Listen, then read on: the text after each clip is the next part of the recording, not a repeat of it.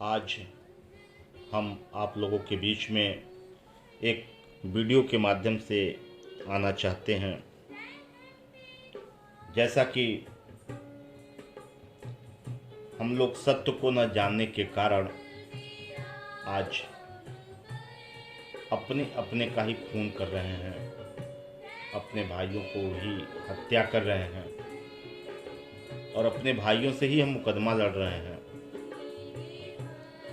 आज सत्य को न जानने के कारण आज हम अपनी बहनों को ही कुदृष्टि से देखते हैं, बुरी निगाहों से देखते हैं। इसलिए कि आज हम धर्म और जाति में इस तरीके से उलझ गए हैं, हम लोगों को उलझा दिया गया है, जिससे कि शैतान हम सबकी आंखों को बंद करके रख दिया है। हम लोग देखते हुए भी अंधे हैं और सुनते हुए बहरे भी हैं। मेरे भाइयों और बहनों,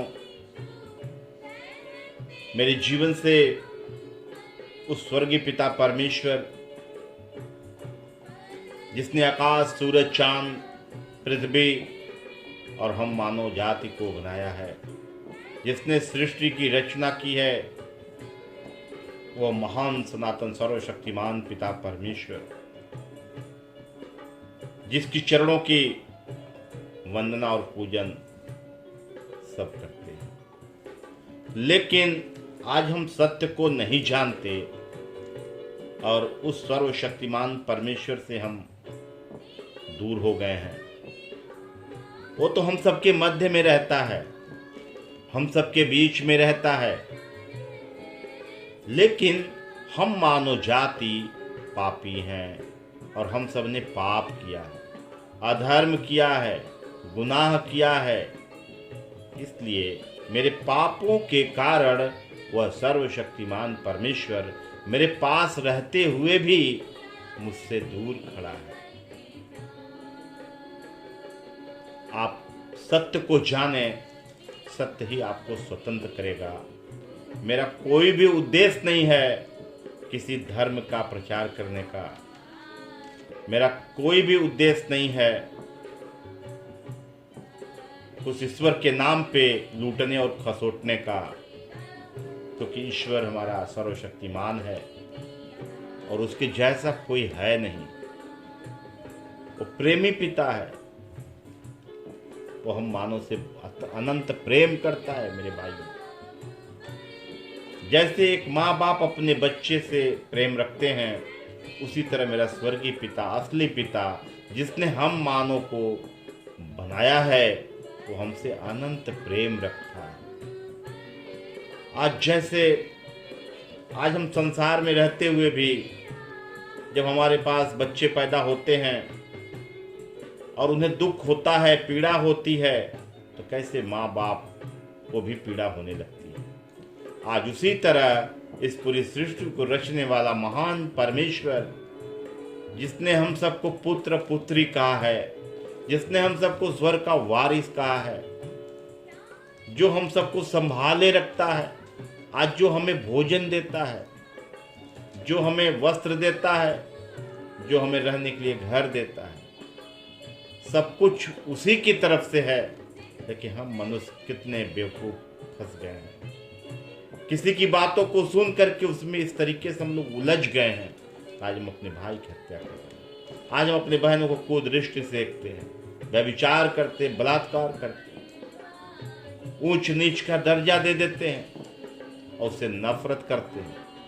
मैं आज एक सत्य की बात को लेकर के अपने तमाम भाई बहनों के बीच में आता हूँ। जैसा कि हमारे सारे भाई बहन ये जानते हैं, क्या वो किसी धर्म से हों, वो किसी जाति से हों, मेरा एक सवाल है, क्या धर्म लेकर के हम सब ने पैदा हुए थे? क्या हम सब जब पैदा हुए थे हमारी जाति बनी थी?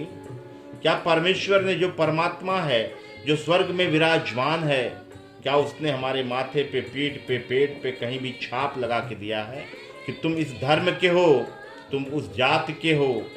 नहीं मेरे भाई और बहनों, इसके पीछे बहुत बड़ा षड्यंत्र रचा गया है। आज हमें हिंदू, मुस्लिम, सिख, ईसाई में बांट दिया गया। मेरा एक उद्देश्य है क्योंकि मेरे जीवन से कुछ ऐसी घटनाएं हुई जिसके द्वारा मैंने खोजना शुरू किया कि ईश्वर है कौन। आज तक मेरे माँ बाप, मेरे बाप दादाओं से, पुरखा पुरनियों से हम सब किसकी पूजा करते चले आए, और आज हमारे इस मुसीबत में क्यों काम नहीं आए।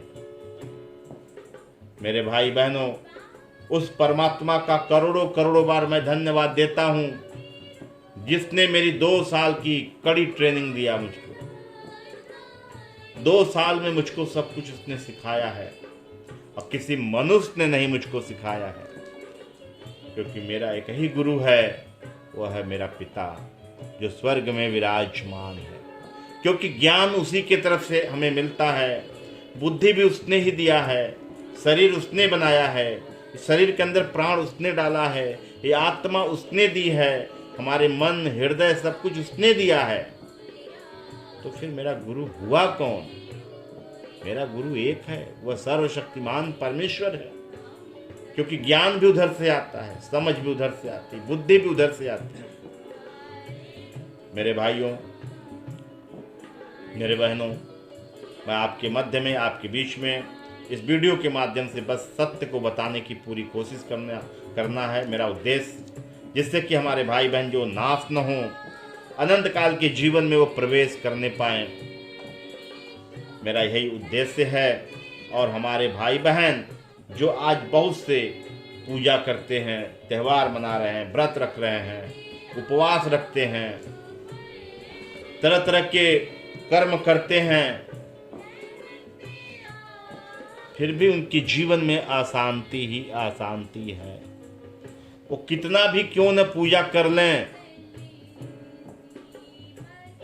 कितना क्यों न घुटना टिका लें, कितना क्यों न कोई कर्म कांड कर लें, फिर भी उनके जीवन में अशांति ही रहेगी। मेरे भाई और बहनों, आपको भी पता है, चलन 40 बरिस, दशा 10 बरिस, चलन 40 बरिस होता है। तो जो बुरे काम करने वाला व्यक्ति होता है उसकी उम्र 10 साल होती है। आप देख लो। तो मेरे भाई और बहनों, अगर अनंत काल के जीवन में प्रवेश करना है तो आपको सत्य को जानना ही होगा। बिना जाने आप सत्य को, आपके जीवन में शांति हो ही नहीं सकते। क्योंकि स्वर्ग और नरक तो है, ईश्वर और शैतान भी है। हम कैसे जाने कि हम ईश्वर के पास कैसे जा सकते? स्वर्ग का मार्ग है क्या? गंगा जी में नहाने से आप स्वर्ग नहीं पहुंचोगे।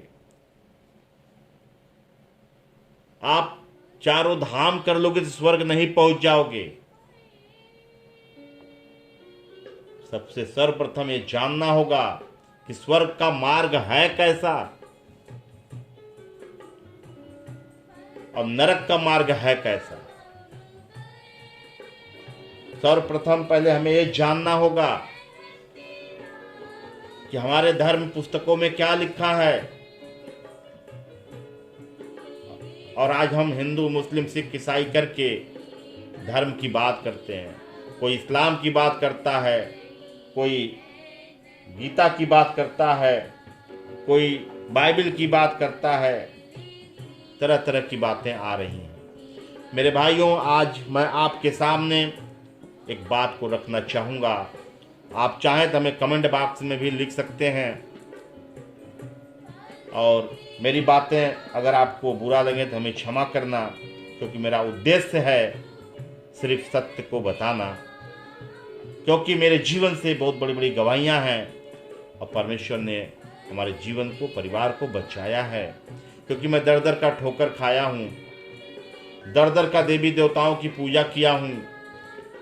कोई भगवान मुझसे बचा नहीं जिसकी हम लोगों ने पूजा नहीं की। 2 साल की कठिन ट्रेनिंग के दौरान जिसने हमें बचाया है वह है सर्वशक्तिमान परमेश्वर।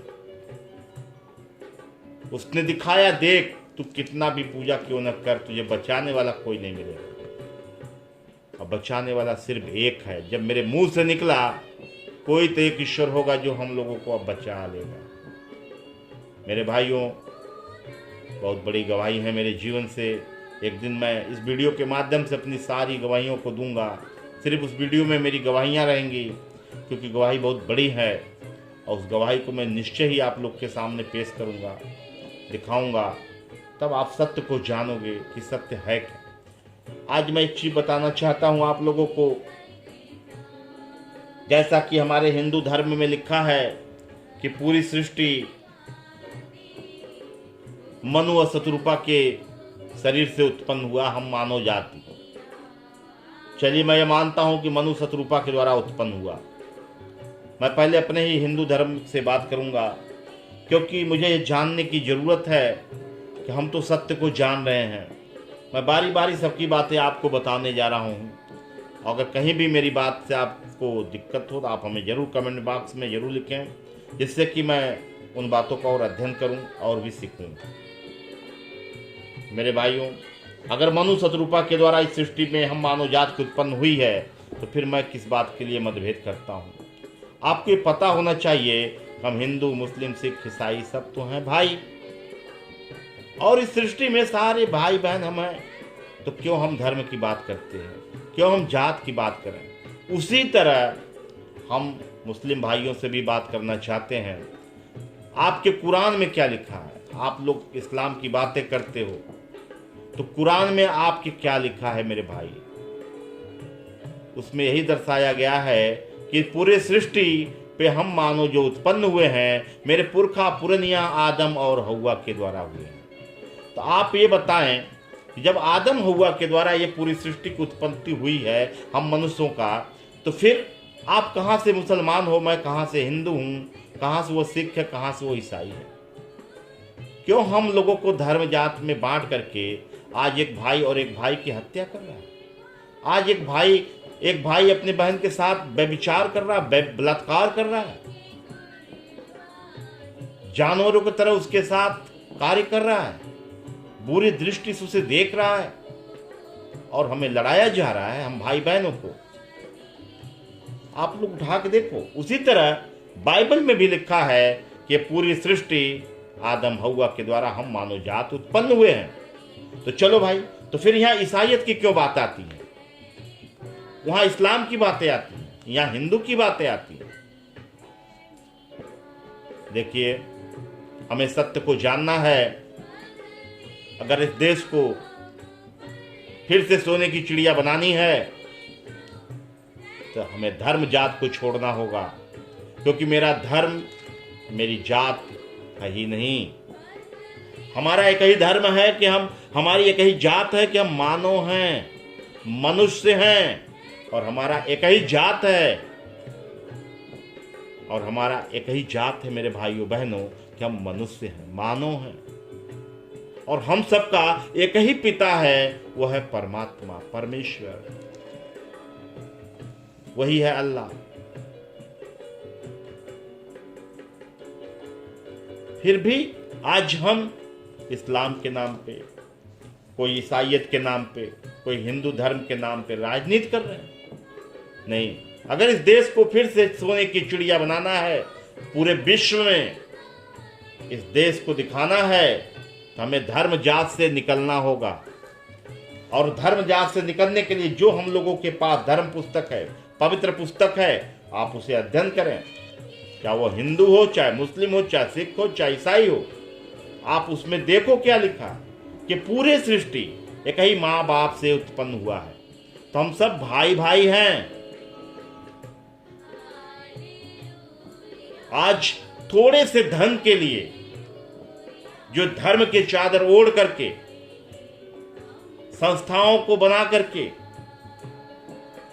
जो आज उस सर्वशक्तिमान परमेश्वर के उनकी सारी बातों को लेकर के बेचने वालों को मैं सावधान करता हूं कि सावधान हो जाओ, नहीं तेरा चित्र बिगड़ जाएगा। आइए हम देखते हैं, आज हमारे हिंदू धर्म में बहुत से हम तप करते हैं, दान देते हैं, यज्ञ करते हैं, फिर भी हमारे जीवन में अशांति है। बहुत से हमारे भाई बहनें कहेंगे नहीं, मेरे जीवन में अशांति नहीं है, लेकिन मैं कहता हूं अशांति है, क्योंकि शैतान आपको धन देगा, शैतान आपको यश देगा, शैतान आपको बहुत ऊंचाई पे लेके जाएगा, लेकिन पीछे से एक बीमारी भी थमा देगा, पीछे से आपको कोई तकलीफ दे देगा, दुख में डाल देगा। पैसा तो अलमारी भरी रहेगी आपकी, मैं मानता हूं। तो क्योंकि मेरा मन, बुद्धि, दिमाग तो धन के पीछे लग गया है, और धन ही के कारण, लेन देन के ही कारण वो स्वर्गदूत काट करके स्वर्ग से गिरा दिया गया। आइए हम देखते हैं कि आज हम हिंदू धर्म में बहुत यज्ञ करते हैं, बहुत दान देते हैं, बहुत तप करते हैं। आइए हम देखते हैं गीता प्रबोधिनी की पुस्तक से अध्याय 11 में और श्लोक 44 में देखते हैं। वेदाध्ययन, तप, दान, यज्ञ आदि कितनी ही महान क्रिया क्यों न हो, उससे भगवान को प्राप्त नहीं किया जा सकता। उन्हें तो अनन्य भक्ति ही से प्राप्त किया जा सकता है।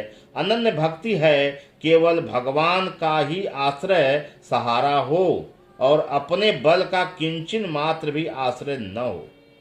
ज्ञान मार्ग में तो केवल जानना और प्रवेश करना होता है, ये दो होते हैं।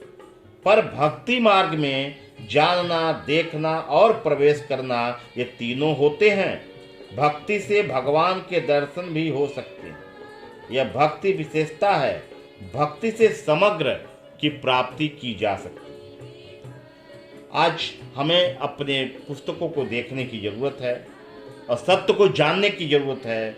आज हमारे बहुत से भाई बहन तप कर रहे हैं,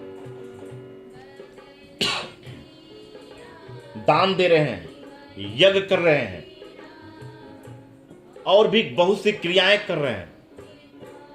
फिर भी उन क्रियाओं के द्वारा उनका क्या होता है, जो वह धन कमा के रखे रहते हैं, जो अनर्गल तरीके से वह धन शैतान फिर चुरा लेता है। क्योंकि मेरे तप से, मेरे दान से, मेरे यज्ञ से भगवान को हम कभी भी प्राप्त नहीं कर सकते। इसलिए हमें भक्ति मार्ग को जानना होगा कि भक्ति मार्ग है क्या। भक्ति मार्ग में हम परमेश्वर को देख सकते हैं, जान सकते हैं, प्रवेश कर सकते हैं। हमें अनन्य भक्ति है क्या, हमारी भक्ति कैसी होनी चाहिए। और आपको मैं बता दूं, इसी गीता प्रबोधिनी में लिखा हुआ है, अध्याय 9 में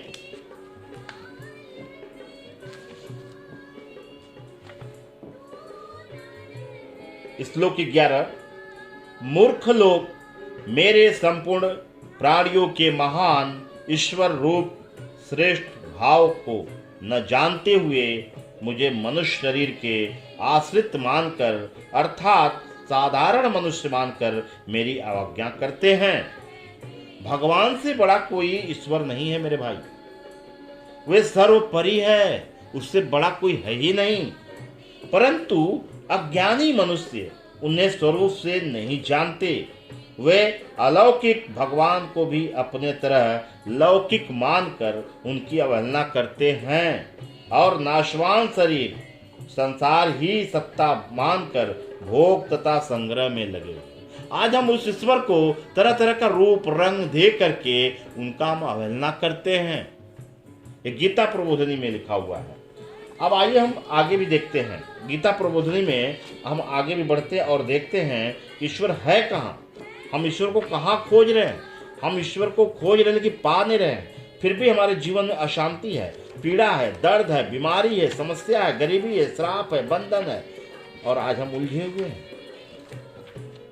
आइए हम इसमें आगे भी देखते हैं।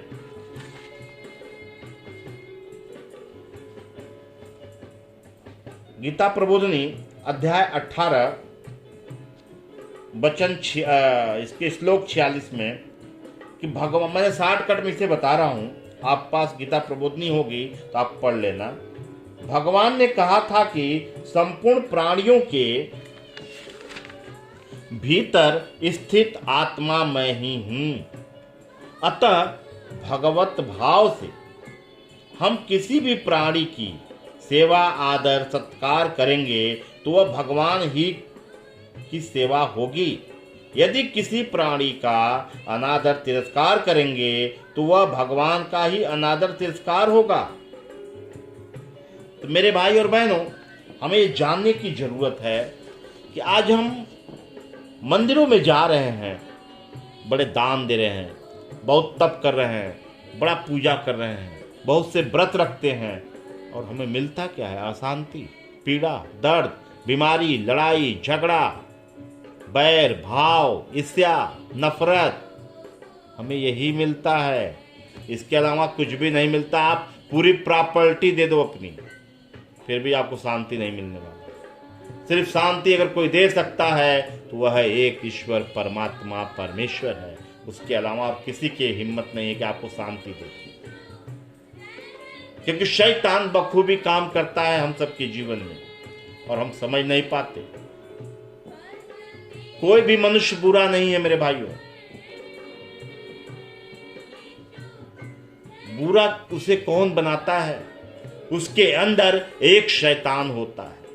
उससे वो दारू पिलवाता है, उसी से वह हत्या करवाता है, उसी से वह व्यभिचार करवाता है, उसी से वह बलात्कार करवाता है, उसी से वह लड़ाई करवाता है, उसी से वह झगड़ा कराता है, ईर्ष्या कराता है, नफरत कराता है, बैर भाव कराता है। वो हमें प्रेम में नहीं रहने देता। आज शैतान हर एक मनुष्य के अंदर होकर के बखूबी काम कर रहा है। आज वो पत्नी जो घर के अंदर आपकी सेवा करने वाली है, जो हमारी बहनें हैं, आज उस पूरे परिवार के लिए क्या नहीं करते? वो दिन भर मेहनत करके घर में रोटी खाना बनाना, कपड़ा कचारना, बर्तन धुलना, घर में झाड़ू पोछा लगाना और इंतजार करना कि मेरा पति कमाने गया, कमा करके आएगा, उसका सेवा भाव करने के लिए। लेकिन शैतान हमें अशांति में डालने के लिए हमेशा तैयार है। वो पत्नी कितने दिन भर आपकी इंतजार करती है कि मेरा पति अब आएगा, समय हो गया, लेकिन पति उधर से आया तो उसने, शैतान ने क्या किया? उसको नशे में डाल दिया और नशे में होकर के आकर के उसने उस पत्नी के सारे अरमान पे पानी फेंक दिया। आया, उसने क्या किया? अंड बंड बोलना, मार झगड़ा, उसको मारना पीटना। आज बहुत से घरों में ये हो रहा है मेरे भाई।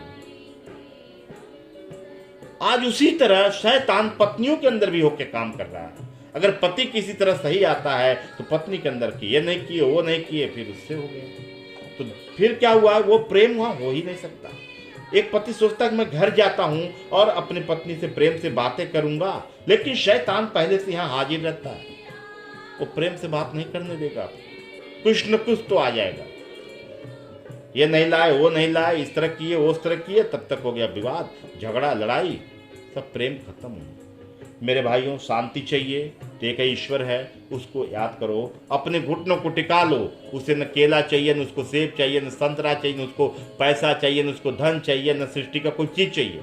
उसे सिर्फ चाहिए आपका धन्यवाद। नहीं मानना है, मेरी इन बातों को आप मान लो, विश्वास करो, घुटना टिकाओ, सर्वशक्तिमान परमेश्वर के आगे हाथ उठाओ, बोलो, हे मेरे स्वर्गीय पिता, तू जो स्वर्ग में विराजमान है, तेरा नाम पवित्र माना जाए, तेरा राज्य आए। आज दिन भर की रोटी तू आज हमें दे, हमें हर एक बुराई से बचा ले, परंतु परीक्षा में न डाल, क्योंकि राज्य, पराक्रम और महिमा तो सदा सदा का तेरा है और तेरा ही रहेगा।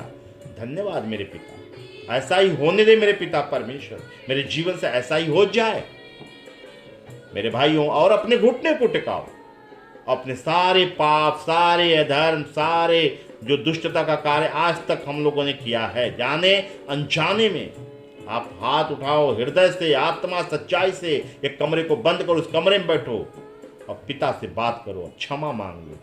देखो वो क्षमा करता है, उसी वक्त आपके जीवन में शांति आएगी, आनंद आएगा, आपको एक फुलफिल महसूस होगा।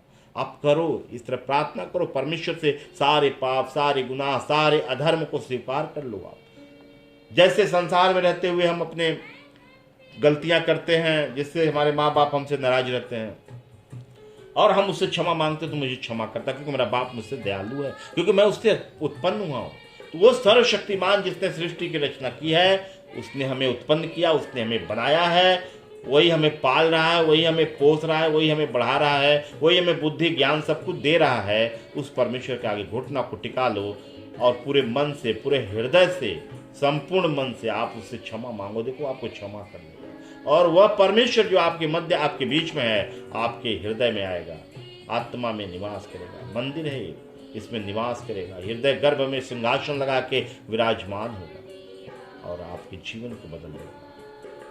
मेरे भाई और बहनों, आज आइए हम देखते हैं कि आज हम बहुत से मंदिरों में जाते, बहुत जगहों में जाके पूजा करते हैं।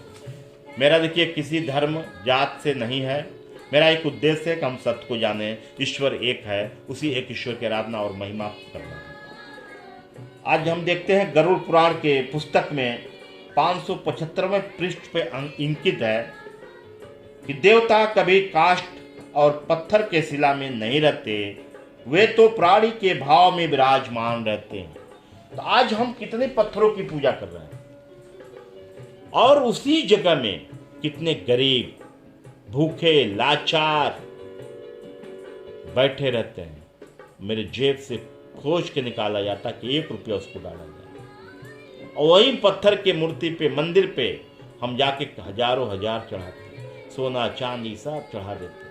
लेकिन सत्य में परमेश्वर है कहां? आत्मा ही परमात्मा का अंश है। आप खोज लो अपने, हम लोग अपने हिंदू धर्म के सारे पुस्तकों में, जब आत्मा ही परमात्मा का अंश है और यह देह उस परमेश्वर का मंदिर है, क्योंकि यह देह तो एक पुतला है और असली मंदिर तो ये शरीर है। मेरे भाई, अभी आत्मा निकल जाए, आपका सारा पहनावा, ओढ़ावा, सोना चांदी, हीरा मोती, नील रत्न सब खत्म, व्यर्थ हो जाएगा, सब मिट्टी हो जाएगा और आपके अपने ही लोग आपको ले जाएंगे, आग पे सुला देंगे, अपनी आंखों के सामने जला करके चल देंगे, अपनी आंखों के सामने आपको गाड़ के चल देंगे। किसके लिए आज चोरी कर रहे हो मेरे भाई? किसके लिए बेईमानी कर रहे हो? किसके लिए हत्या कर रहे हो? किसके लिए व्यभिचार कर रहे हो? किससे झूठ बोल रहे हो? किससे क्या कर रहे हो आप? किसके लिए? ये 60 साल, 70 साल, 80 साल के जीवन के लिए? अरे मेरे भाई बहनों, सत्य को जानो, सत्य आपको स्वतंत्र करेगा। ईश्वर है कौन? क्योंकि ईश्वर का एक तत्व होता है, उस तत्व के द्वारा हम जान सकते कि ईश्वर है, इस व्यक्ति के अंदर ईश्वर है। और सारे वेद, सारे पुराण में, चाहे वो गीता हो, चाहे बाइबिल हो, चाहे कुरान हो, कुछ भी हो मेरे भाइयों, सब में प्रेम की भाषा बताया गया है कि भगवान भावग्राही है, भगवान क्रियाग्राही नहीं है, भगवान प्रेमी है। हम भगवान को प्रेम के द्वारा ही पा सकते हैं। जिस व्यक्ति के अंदर प्रेम आएगा, उसके अंदर आत्मा का 9 फल लगेगा मेरे भाइयों। और आत्मा का 9 फल आपको मैं बता देता हूं कि जिस व्यक्ति के अंदर प्रेम होगा, वो कैसे उसके अंदर आत्मा का 9 फल होगा। आप इस बात से जान सकते हो क्या मेरे अंदर प्रेम है। आप प्रेम के बारे में जानो कि हमारे अंदर प्रेम है कि नहीं है। अगर नहीं है तो मेरी यही आपसे विनती है, निवेदन है कि आप प्रेम से लाओ, प्रेम से बातें करो, किसी से झगड़ा लड़ाई न करो, किसी से बैर न करो, किसी से बैर भाव न रखो आप। क्योंकि आज हम लोग जाने हैं कि हम सारी सृष्टि के मानव जाति के हमारे पुरखा पुरनिया एक ही हैं। चाहे वो हिंदू है, चाहे वो मुस्लिम है, चाहे वो सिख है, चाहे वो ईसाई है। मेरे भाइयों, आज इन बातों को जानने की जरूरत है और हमें जात धर्म के नाम पे लड़ने की जरूरत नहीं है, हमें ऊंचा नीचा दिखाने की जरूरत नहीं है। इसलिए आज हम लोग प्रेम में गांठ बांध करके चल पड़े और इस देश को फिर से सोने की चिड़िया बना सकते हैं और इस देश का पूरे विश्व में एक नाम होगा। वाकई जाके देखना है तो भारत में, इंडिया में जाके देखो, वहाँ के लोग हिंदू, मुस्लिम, सिख, ईसाई कैसे रहते हैं। पहली बात ये जानने की जरूरत है कि हम लोग को कोई धर्म नहीं है, हमारा एक ही धर्म है, मानव की सेवा करना, और हमारा एक ही जात है कि हम मनुष्य हैं। तो आइए हम प्रेम की परिभाषा आपको बताते हैं कि जिस व्यक्ति के अंदर प्रेम होगा उसके अंदर क्या क्या मिलेगा। देखिए, पहला तो प्रेम होता है। जिस व्यक्ति के अंदर प्रेम होगा उसके अंदर खुशी होती है। जिस व्यक्ति के अंदर खुशी होती है उसके अंदर शांति होती है। जिसके अंदर शांति होती है वो उसके अंदर धीरज होता है। जिसके अंदर धीरज होता है वह सहनशीलता होता है। जिसके अंदर सहनशीलता होता है वो दयालु होता है, और जिसके अंदर दयालु होता है वो भलाई करने वाला होता है। जिसके अंदर भलाई करने वाला होता है वो विश्वासी होता है, और जो विश्वास करता है वो उसके अंदर नम्रता और संयम है। मेरे भाइयों, आप प्रेम में बंधो और एक परमात्मा की छुड़ाए कोई और नहीं है। आइए हम श्रीमद् भागवत गीता से देखते हैं। श्रीमद् भागवत गीता के 8वां अध्याय में श्लोक नंबर 6 में हम देखते हैं, पृष्ठ संख्या 385 पे इंगित है, किसी मनुष्य का छाया चित्र फोटो लेते समय जिस क्षण फोटो खींचा जाता है उस क्षण में वह मनुष्य जिस प्रकार से स्थित होता है उसका वैसा ही चित्र उतर जाता है। उसी प्रकार अंतकाल में मनुष्य जैसा चिंतन करता है वैसे ही रूप का फोटो उसके अंतःकरण में अंकित होता है। उसके बाद फोटो की भांति अन्य सहकारी पदार्थों की सहायता पाकर उस भाव से भावित होता हुआ वह समय पर स्थूल रूप को प्राप्त हो जाता है। यहाँ अंतःकरण यानी मेरा हृदय ही कैमरे का प्लेट है। अब एक उदाहरण देता हूँ। जैसे हम कभी सड़कों पे जाते हैं और किसी का एक्सीडेंट देखते हैं, उसका सर फट जाता है या वो व्यक्ति का मृत्यु होता है और बहुत बुरी तरीके में उसके शरीर के पार्ट्स टूट फूट जाते हैं। जब हम भोजन करने जाते हैं या सोते जाते हैं उस क्षण उसकी फोटो मेरे सामने दिखाई देती है। क्या आपने कोई कैमरा से फोटो खींचा नहीं था, लेकिन मेरे हृदय की जो प्लेट है, कैमरे का जो प्लेट है, और उस प्लेट पे क्या होता है, वह हमारा जो कैमरे का उसमें होने वाला स्मरण ही प्रतिबिंब है। जो हमारे हृदय में स्मरण होता है वही प्रतिबिंब है कैमरे का, और वह उसका सूक्ष्म शरीर हमारे हृदय के प्लेट पे आ जाता है, जिसके कारण हम सोते तो वही चेहरा हमारे सामने दिखाई देता है। हम जब भोजन करते वही चीज आता है और हम परेशान रहते हैं। उसी तरह यहाँ पे परमेश्वर भगवान परमात्मा ने हमें सिखाया है, यहाँ अंतःकरण ही कैमरे का प्लेट है, उसमें होने वाला स्मरण ही प्रतिबिंब है, और अन्य सूक्ष्म शरीर की प्राप्ति ही चित्र खींचना है। एतयो जैसे चित्र लेने वाले सबको सावधान करता है और उसकी बात ना मानकर इधर उधर हिलने डुलने से चित्र बिगड़ जाता है, वैसे ही संपूर्ण प्राणियों के चित्त उतारने वाले भगवान मनुष्य को सावधान करते हैं कि तुम्हारा फोटो उतरने का समय अत्यंत समीप है। मेरे भाइयों, जैसे आज फोटो खिंचाने आप जाते हो तो कैसे फोटो कैमरा वाला बोलता है स्माइल प्लीज, आपका गर्दन टेढ़ा है, थोड़ा सीधा कर लो, ये कर लो। तो उसी तरह परमेश्वर परमात्मा भी हमें सावधान करते हैं कि हमारा फोटो उतरने का समय अत्यंत समीप आ गया है, पता नहीं वह अंतिम क्षण कब आ जाए, इसलिए तुम सावधान हो जाओ, नहीं तो चित्र बिगड़ जाएगा। यहाँ निरंतर परमात्मा के स्वरूप का चिंतन करना ही सावधान होना है, और परमात्मा को छोड़कर अन्य किसी का चिंतन करना ही अपने चित्र को बिगाड़ना है। मेरे भाई और बहनों, इन पुस्तकों से, इन श्रीमद् भागवत गीता के पुस्तक से आप देख लेना, मैंने बता भी दिया है, और उसको आप खोल के देखना, आपको समझ में आ जाएगा। आज हम कहाँ फंसे हुए, इतना पूजा, इतना पाठ, इतना व्रत, इतना त्यौहार बाप दादाओं से करते चले आए, और हमारे बाप दादा भी उसी में अशांति में जीते जीते पीड़ा में, बीमारी में, तकलीफ में, गरीबी में चले गए। आज हम भी उसी में चल रहे हैं, लेकिन आज हम मानव जाति सिर्फ धन के पीछे भाग रहे हैं, ऐश्वर्य के पीछे भाग रहे हैं, अपने को कुछ दिखाने के लिए पीछे भाग रहे हैं कि हमसे ज्यादा कोई बलवान नहीं है, हमसे ज्यादा कोई ताकतवर नहीं है, हमसे ज्यादा कोई बुद्धिमान नहीं है, हमसे ज्यादा कोई सोचने वाला नहीं है।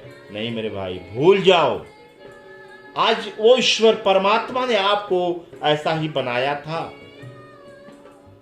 आज अगर आप अधिकारी बने हो तो परमेश्वर की आशीष है, क्योंकि मुझे बुद्धि ज्ञान सब कुछ कहां से मिलता? परमेश्वर परमात्मा की तरफ से। लेकिन आज हम मानव जाति घमंड से फूले हुए हैं, कि मैं बहुत बुद्धिमान हूँ, मैंने बड़ा शिक्षा ले लिया है। नहीं, शिक्षा कहाँ से मिला? मेरा भविष्य किसने रचा है? परमात्मा परमेश्वर ने मेरे भविष्य को रचा है और हमें उस तरीके का बना के यहाँ भेजता है। कोई राजा होता है, कोई रंक होता है, कोई अधिकारी होता है, कोई कंगाल होता है। मेरे भाइयों, सब कुछ उसी का है और उसके सिवा कोई सत्ता नहीं है। इसलिए अगर परमेश्वर ने आपको अधिकारी बनाया, हाकिम बनाया, प्रधानमंत्री बनाया, मुख्यमंत्री बनाया, मंत्रीगण बनाया, आपको विधायक बनाया, सांसद बनाया, प्रधान बनाया, जो भी कुछ बनाया, सब कुछ उसने बनाया है। इसलिए आप अपनी बुद्धि और समझ का सहारा मत लो, क्योंकि एक दिन आएगा जब आपसे हिसाब लिया जाएगा। इसलिए न्याय, परमेश्वर ने आपको रखा है, न्याय करो, सच्चा न्याय करो। मेरे भाइयों, आज हम भाई बहन लड़ने झगड़ने की कोई जरूरत नहीं है। संयम से काम लो, प्रेम के बंधन में बंधते चले जाओ। ये पूरी सृष्टि हम सबका एक ही माँ बाप है और हम सब भाई बहन हैं। न हिंदू है, न मुस्लिम है, न सिख है, न ईसाई है। हम लोगों को बांट दिया गया है। इसलिए मेरा एक उद्देश्य है, हमारी एक कोशिश है कि जो आज हम लोग इस बंधनों में फंस करके आज अपने भाई की हत्या कर रहे हैं, लूट खसोट कर रहे हैं, मेरे भाई इससे दूर हो जाओ। नहीं तो वो समय अब वाकई अंत का दिन आ गया है और श्रीमद् भागवत गीता भी यही कहता है और सारे धर्म के पुस्तक यही कहते हैं कि वो आने वाला है, वह दिन, वो घड़ी कोई नहीं जानता। बाइबल भी यही कहती है कि वो आने वाला है। उस आएगा, बादलों में आएगा, हर एक आंख देखेगी, हर एक घुटना टिकेगा और कहेगा यीशु तू ही प्रभु परमेश्वर है। क्योंकि यीशु मसीह में वो सत्य का ज्ञान है, वो तत्व है ईश्वरत्व का। क्योंकि यहाँ पे वचन है, यूहन्ना 1 अध्याय का 1 से 6 वचन हम देखते हैं।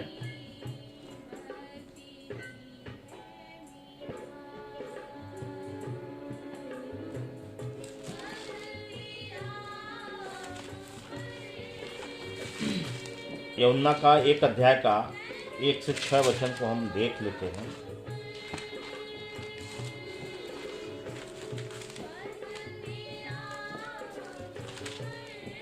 आदि में वचन था और वचन परमेश्वर के साथ था और वचन परमेश्वर था।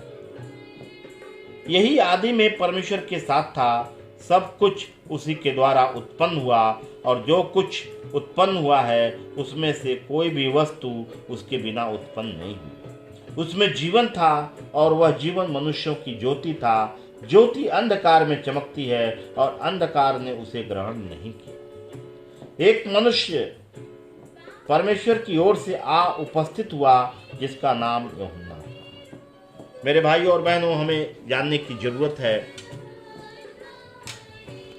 कि वाकई ईश्वर है कौन और आज हमें करना क्या।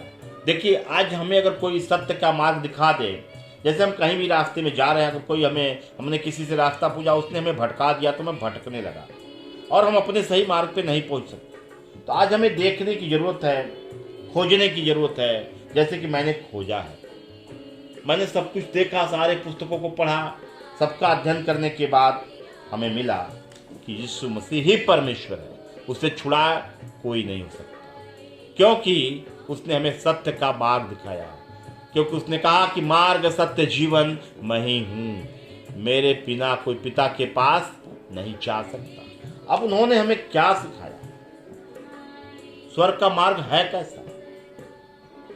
आज ये पूरी बाइबल या आप श्रीमद् भागवत गीता उठा लो, पढ़ लो, क्या है, उस परमात्मा परमेश्वर की आज्ञाएं हैं, लेकिन हम उनकी आज्ञाओं को नहीं मानते। हम सिर्फ जहां हमारा फायदा है हम उसको मानते हैं। तो आज हमें बरगला दिया गया है, सही बातें नहीं बताई जाती हैं, आपको गलत बातें बताई जाएंगी, जो फायदे वाली बातें वो बताई जाएंगी। लेकिन क्या बहुत तकलीफ की बातें हैं। आज थोड़े से धन के लिए ये जो हमारे सिखाने वाले भाई बहन हैं, थोड़े से धन के लालच में अपने तो नाश हो रहे हैं, हमारे हर एक भाई बहनों को नाश करने पे तुल रहे हैं। मेरा एक उद्देश्य है, मैंने आप लोगों को यही बात इसलिए बताई है कि ये धर्म जात का खेल हमें बंद करना है। हम सबका एक ही धर्म है, मानव की सेवा करना, और एक ही जात है कि हम मानव हैं, मनुष्य हैं, और हम सबके अंदर उस परमात्मा का अंश है, वो है परमात्मा का अंश। आज जान लो मेरे भाइयों बहनों, ईश्वर आपके साथ है, आपके घर में है, आपके अगल बगल खड़ा रहता है, लेकिन पापों के कारण वो हमसे दूर है, मेरे अधर्मों के कारण मुझसे दूर है। भगवान भावग्राही है मेरे भाई, भगवान क्रियाग्राही नहीं है। इसलिए भगवान को भाव से खोजो। और भगवान है कहाँ? यीशु मसीह ने हमें सत्य बताया। उसने कहा कि तू हत्या न कर। उसने क्या कहा कि आकाश जल पृथ्वी का मूरत खोद के न किसी के बनाना, न उसके आगे तू दंडवत करना, क्योंकि मैं तुम्हारा यहोवा परमेश्वर जलन रखने वाला हूं। उसने कहा किसी पराई स्त्री को कुदृष्टि से न दे। उसने क्या कहा कि भूखों को रोटी दे, नंगों को वस्त्र देना, कंगालों की सुधि लेना, विधवाओं का न्याय करना, विधवाओं का मुकदमा लड़ना, उपद्रवियों का न्याय चुकाना, उपद्रवियों को सुधारना, और अपने समान अपने पड़ोसी से प्रेम रखना।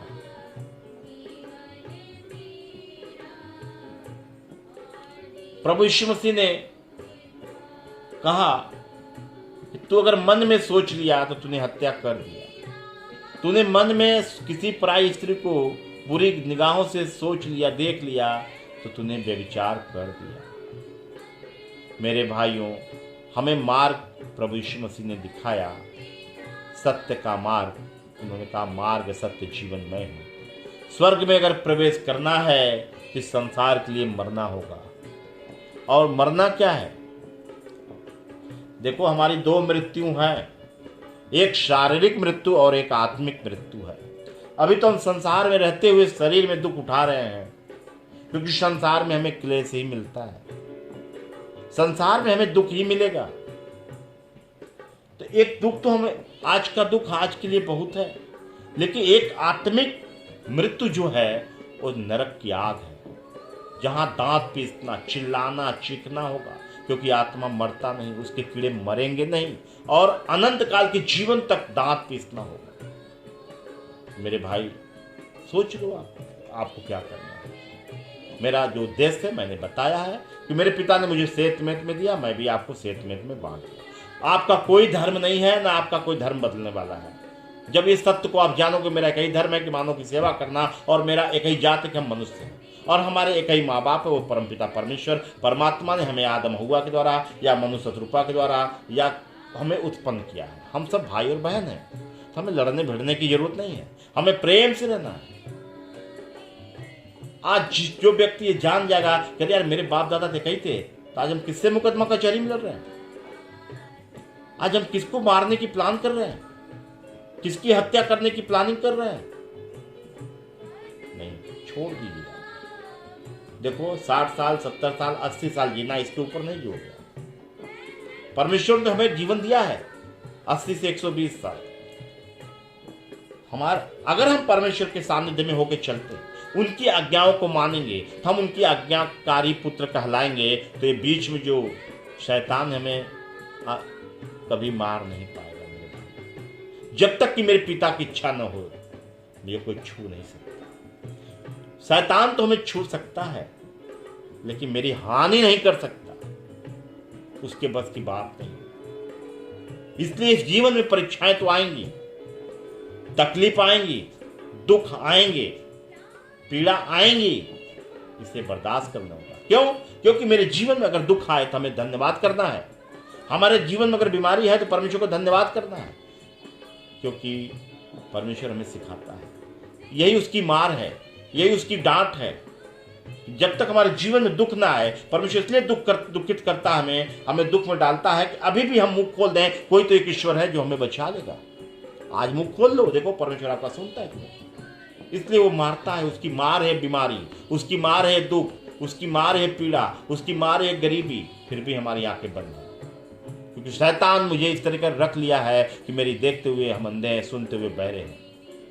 मेरे भाइयों, भगवान कभी पत्थर में नहीं हो सकता।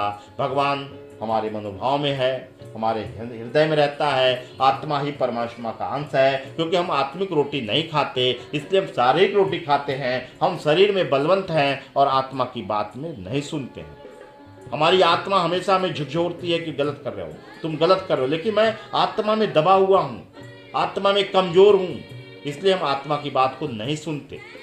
इसलिए मेरे भाई और बहनों, हमें आत्मिक रोटी खाने की जरूरत है। और आत्मिक रोटी परमेश्वर की संगति है, प्रभु का वचन है, उनकी आज्ञाएं हैं।